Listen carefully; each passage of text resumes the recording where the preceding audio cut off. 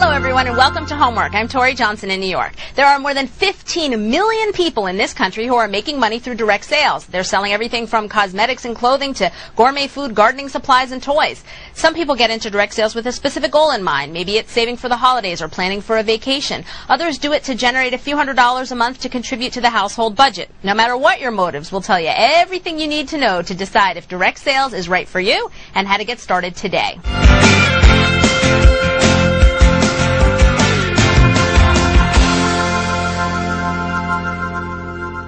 Recently on Good Morning America, we profiled a stay-at-home mom who went from making $200 a month to $2,000 a month. Here's Robin Roberts with her direct sales story. Hey, Jill, it's Janae. And I'm calling you about your show on Saturday. Janae Wildman has always loved meeting new people. Today, she's a branch manager with Longaberger American Crafts, a company that direct sells products and home shows, fairs, and community events. So as I pass this around, just so you know, this is a dressed, what we call a dressed basket. Janae first dabbled in direct sales from home to pay for her daughter Caitlin's dance lessons, but soon discovered she could control her own income and gain flexibility.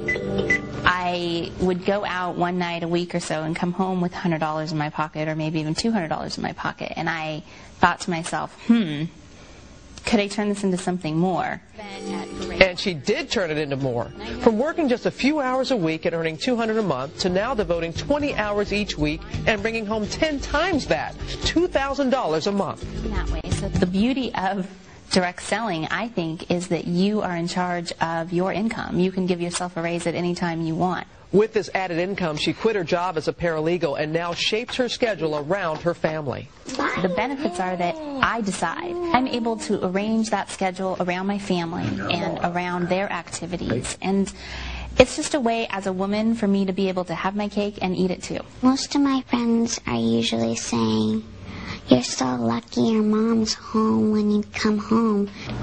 But the world of direct sales is not an easy ride. The requirements, plenty of passion for the product you're selling. Here's our olive stain, also in the New York basket. And the diligence to get up and go to work every day, even if it's in your own home. I can call people and nobody knows that I'm sitting there with a cup of coffee in my pajamas. Sometimes that's a challenge because you'd rather be doing other things. You know, maybe I'd rather be shopping, but I have to be committed to building my business or it won't be a business. My first guest is Amy Robinson of the Direct Selling Association, which represents more than 200 companies within this industry. She joins us from Washington, D.C. Welcome, Amy. Hi, Tori. How are you? Good. So tell me first off, how do I know if direct sales is right for me? What are the personality traits and the skills that you're looking for to know that this would be a good fit? Well, one of the great things about direct selling is that it is potentially a great fit for just about anybody. The breadth of products and services that are available through direct selling means that just about anybody can find something that's going to be a fit for them.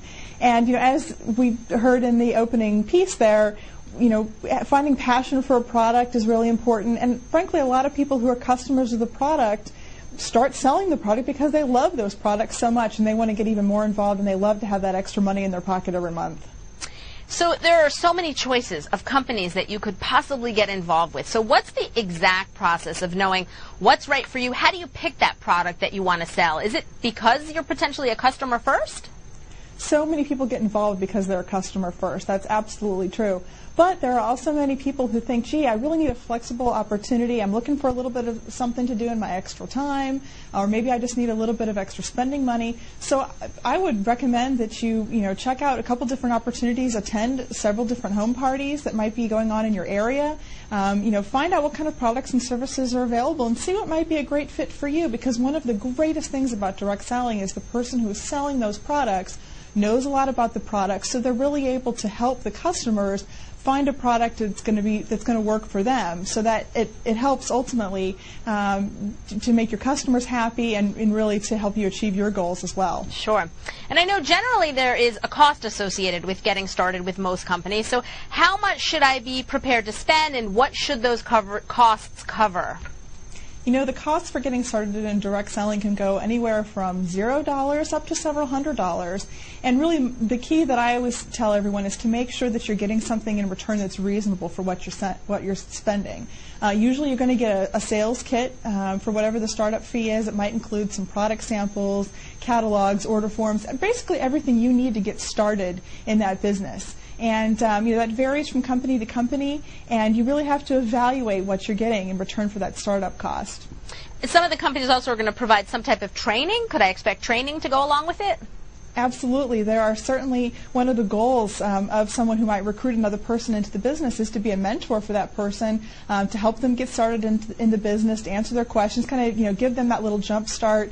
Give them some tips and tricks as to how to get started and be successful. So certainly you would want to count on the person who's recruited you into the business to help you out, and as well you can rely on the company as well. Certainly, if you're considering an opportunity, feel free to call the company directly and ask them any questions. They should be happy to answer any questions that you might have. And I know for some people we get excited about the opportunity and then discover maybe it's not right for me. So tell me a little bit about company policies that we should be looking at, specifically with a buyback promise. How does that work? Great. Well, one of the things about direct selling that's so interesting for a lot of people is it's easy to get involved, and it's also easy to stop being involved in direct selling as well. And that works not only for people who are interested, perhaps they just have a short-term goal that they're trying to accomplish. It works well for them, but it also works well for people who aren't sure this is really the right opportunity for them, but they can sure try it out, and they're not going to risk any financial loss by trying out the opportunity. And in more cases than not, they're going to get involved and find out that they love it. But if for some reason they decide they don't want to continue in direct selling, it's really important to know in advance what your company's buyback policy is. And under the Direct Selling Association's Code of Ethics, one of the elements of that is a buyback policy, which involves the buyback of inventory and sales aids that you may have purchased. And so it's really important to make sure that you're not going to risk financial loss by being involved in a direct selling opportunity.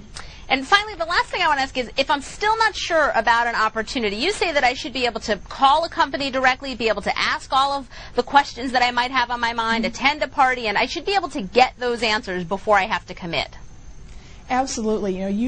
I would definitely recommend putting together a list of questions you have. Certainly ask the person who's recruiting you, call the company if you have any specific questions, and make sure you can get answers to those questions. Opportunities aren't going to disappear overnight, so don't feel pressured to do anything in a timetable that doesn't work for you. Take your time in deciding. Make sure you read all the literature. Make sure you understand how the compensation plan works and what you're going to be expected to do as a seller. And just make sure that you've answered all of those questions you have before signing on the dotted line, because you want to make sure that the opportunity is going to be one that's right for you. Absolutely. Do your homework first. Amy Robinson of the Direct Selling Association. I appreciate your time and your advice. And for more information, you can go to dsa.org for a list of the companies and the complete DSA Code of Ethics as well.